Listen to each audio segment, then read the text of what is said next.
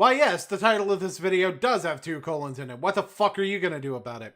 So some of you may remember me previously talking about one thing that fans of WWE's Attitude Era used to discredit the current WWE product. We're going there again. This is actually 2 of the arguments that I brought up at the end there because the 2 are intrinsically related, that people only watch for the storylines and that there are no interesting characters. Of course, yeah, people do watch professional wrestling for the storylines, but to say that's the only reason anyone watches is a bit ridiculous. I mean, let's be real here. If most people don't watch for the actual wrestling, then why are they watching wrestling instead of watching a film or a different TV show? The only thing left other than the things that intrinsically make wrestling wrestling would be the fact that it's a live performance in the case of a show that's not pre-taped like SmackDown used to be. But then every aspect of wrestling that isn't wrestling is available in stage plays of varying types. There's another way that I've heard this argument phrased though, and that's that people wouldn't be watching without the storylines. That much is definitely true, but it doesn't really take away the importance of the in-ring abilities of the performers. The fact of the matter is that both the storylines and the in-ring action do matter, no matter how much some people will try to say that no one cares about the in-ring action. Because once again, if that were the case, then why are people even watching it in the first place? So there's a very good reason that wrestling serves as a middle ground between mixed martial arts and episodic television, but what about the fact that there are no interesting characters? Well, for one, that's entirely subjective. A character that doesn't interest you is very much likely to interest other people, and I've never heard anyone bring up why a character disinterests them, except in a few cases where they immediately bring up a wrestler that they like that has the exact same trait they just got onto the character they don't like for having.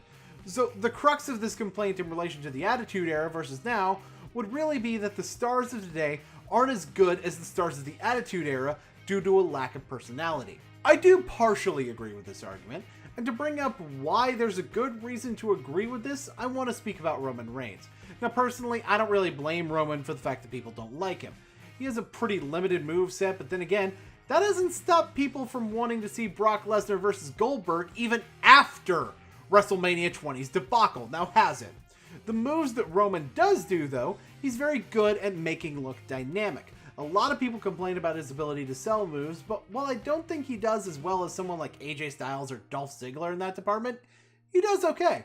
What I'm saying is that he's not terrible in the ring.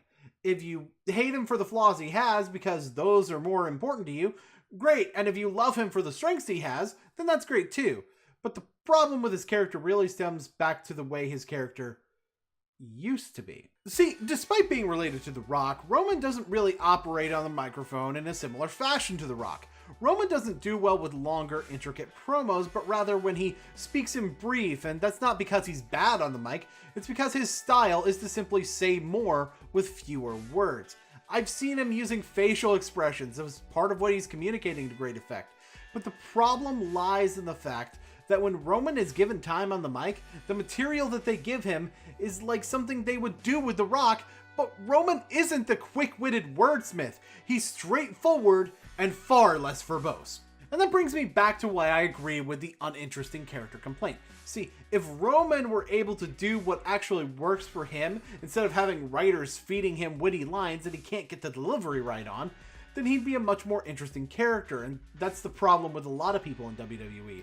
They aren't allowed to be themselves. Some guys actually work really well in a scripted environment, of course, but scripted promos should probably be handled on a case-by-case basis instead of just used across the board. To point to why I only partially agree with these complaints, I want to point to someone in particular I've heard them used against, AJ Styles.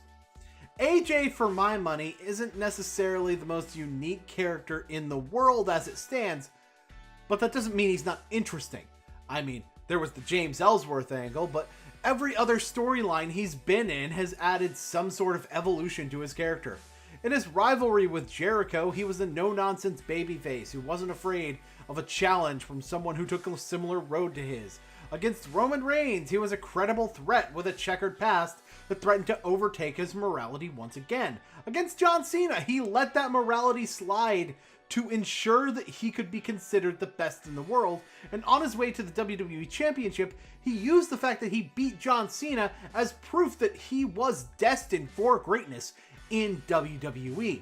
If you come in right now and see this smaller guy talking about being the guy that made SmackDown Live credible, then you're going to be less interested than someone who knows what he did.